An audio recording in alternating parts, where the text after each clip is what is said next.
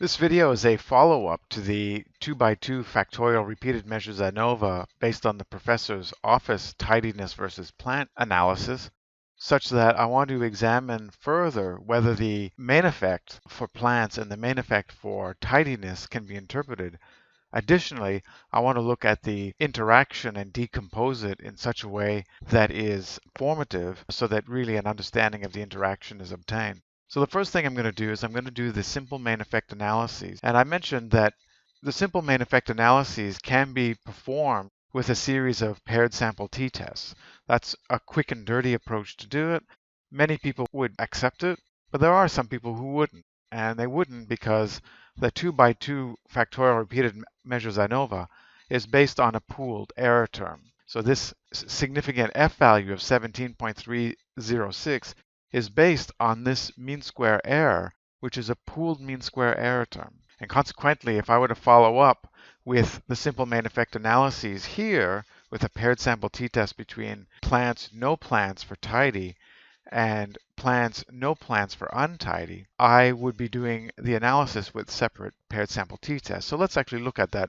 Do it the quick and dirty way, which is doing a paired sample t-test for plants versus no plants, but just for tidy data. So let's look at that here, which is a simple paired sample t-test.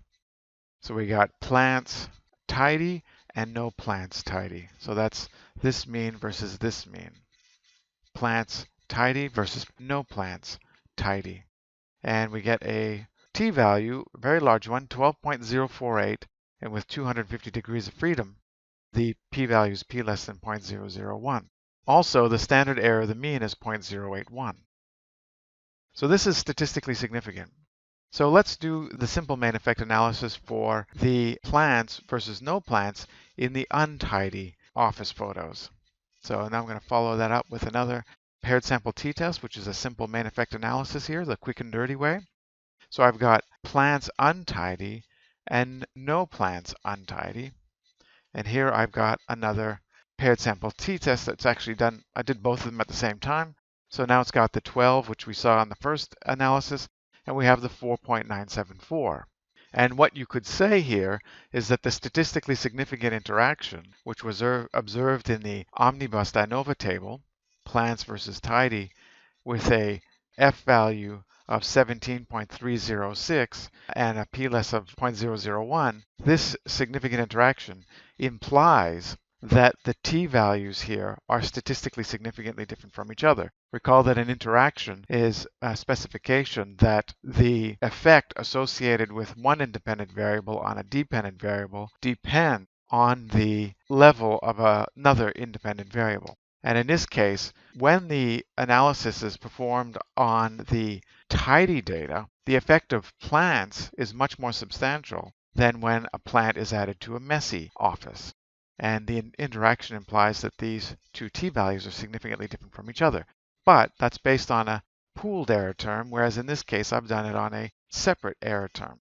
Now, going back to the main effect of plants versus no plants, we can see that the main effect is statistically significant, 140.973, and the effect here, plants versus no plants, was statistically significant whether it was in a tidy office or an untidy office. So because these two t-values are statistically significant, I can interpret the main effect of plants, because they were both statistically significant, whether the office was tidy or not, the influence of adding a plant to the office increased comfortability.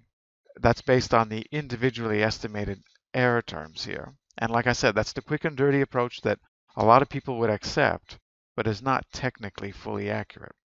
And I also mentioned here that the interaction implies that these two t-values are statistically significantly different from each other, which in more layperson terms implies that adding a plant to a tidy office gives you more bang for your buck than if you add a plant to an untidy office. So the effect of plant depends on whether the office is tidy or not, but it works either way. And so we can interpret the main effect for plants.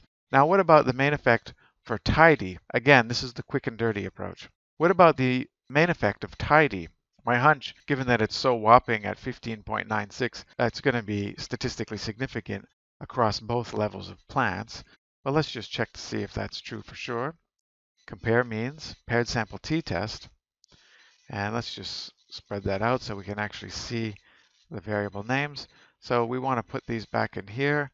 And so what I want to compare here is tidy versus untidy with both plants in the room, and tidy versus untidy with no plants in the room. So I'm isolating at the type of plant, whether one exists or not, just to see whether tidy is statistically significantly different from untidy with plants, and tidy versus untidy when there are no plants. So if I observe that these two comparisons are statistically significant, then I can interpret the tidy main effect. So let's look at the results, and we can see that plants tidy versus plants untidy was associated with a t-value of 28.872, and with 250 degrees of freedom is statistically significant. And we can also see that it's statistically significant when there are no plants in the office. So tidy versus untidy definitely makes a difference. And it doesn't matter whether there's a plant in the office or not. And therefore, I can interpret the main effect of tidy, even though there is, in fact, a statistically significant interaction. Now, to help understand the interaction more, I've suggested that the interaction implies that the t-values are statistically significantly different from each other. And that is true only purely in the context of a pooled error term. The interaction effect is actually based upon. So this plants by tidy F value of 17.306 is based on this pooled error term. So all the comparisons, if you will, that are being conducted behind the scenes are all based on this pooled error term. But I've unpacked the quick and dirty way by using separate error terms for every paired sample t-test.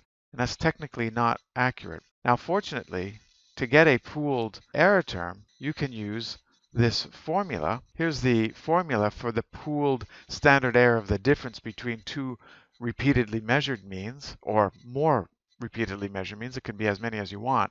So it's mean square error, which you get in the ANOVA table, divided by n divided by 2, square rooted.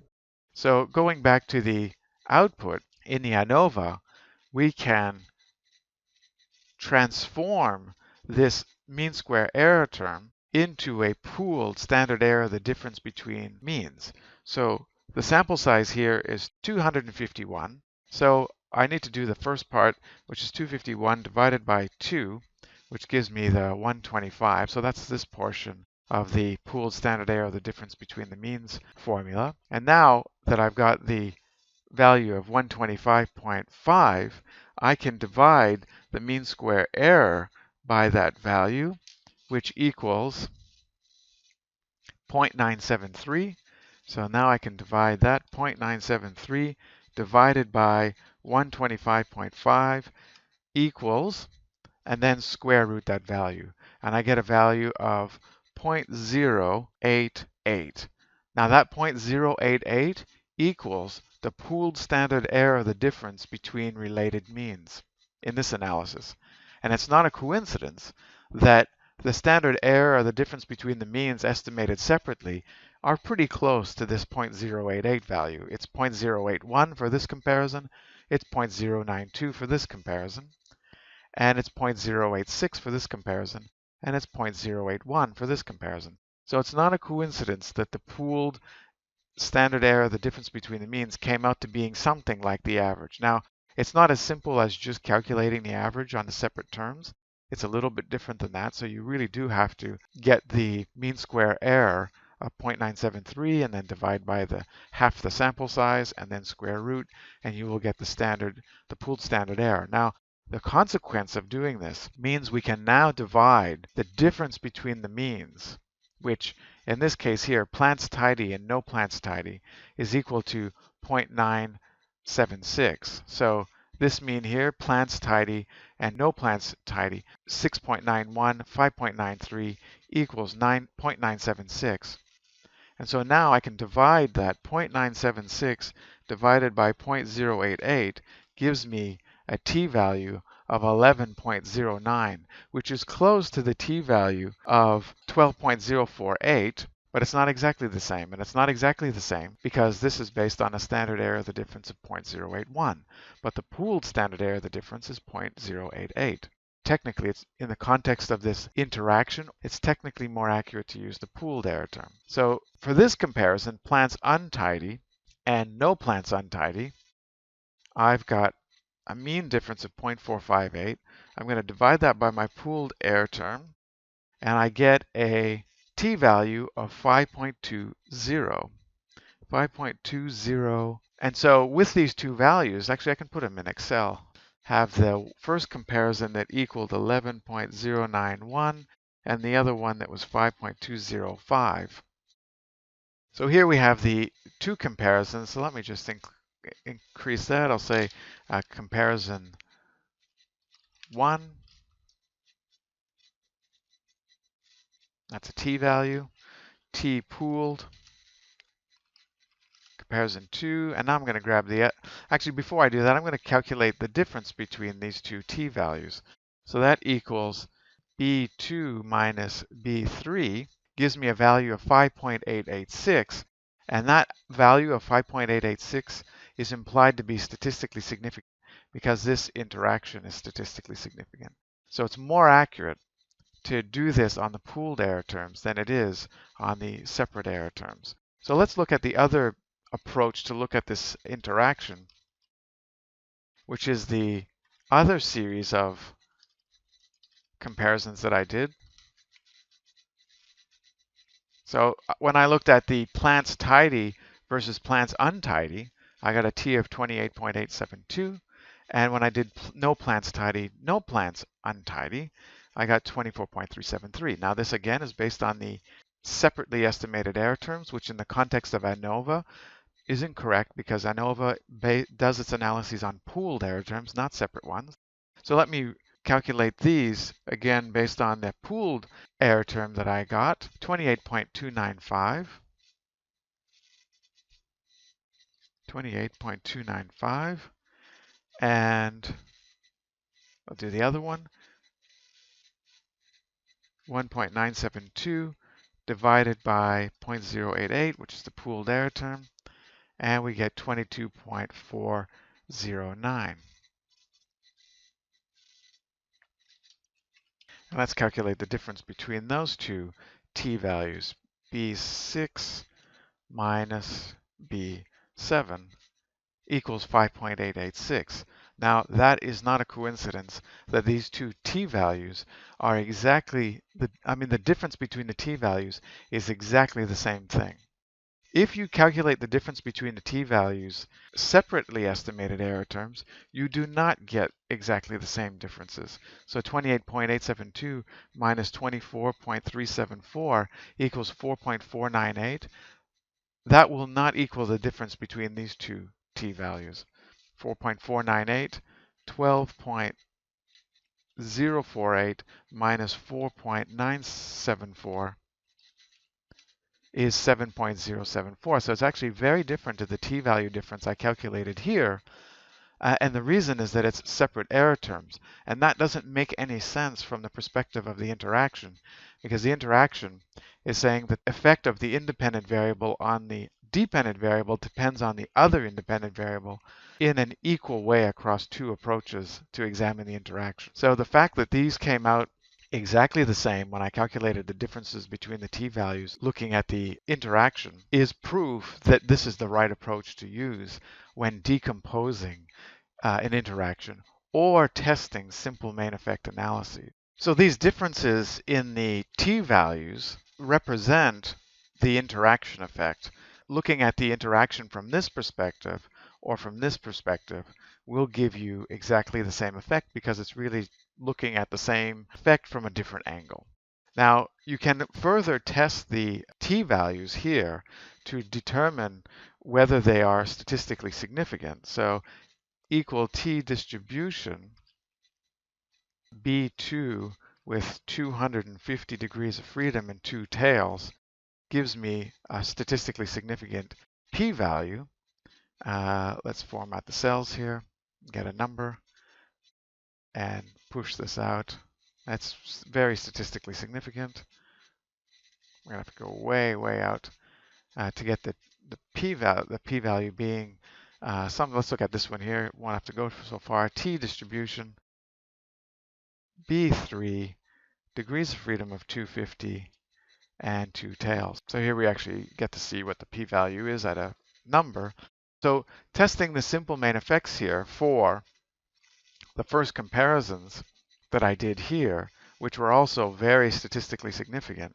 Plants tidy versus no plants. So this is me justifying the interpretation of the plant's main effect. The plants tidy versus no plants. That's right. The plant's main effect is statistically significant in the pooled approach, which is technically the more accurate approach. So I can interpret the plant's main effect as statistically significant in the ANOVA because both simple main effect analyses were significant. That was true when I did it on the separate error terms, and that's also true when I did it on the pooled error terms. Now again, I could do the same thing here by using the t-distribution function in Excel, t-distribution.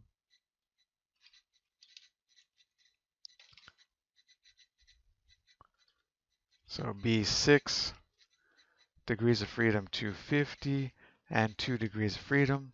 Also going to be just immensely statistically significant, which again is corroborating the result when I did it the quick and dirty way based on separate error terms. And additionally, based on the pooled error terms, we get p-values that are substantially less than 0.001. I can format the cells to make sure that I get the number and push that out. I don't know if we're going to get to see an actual number other than 0. We don't.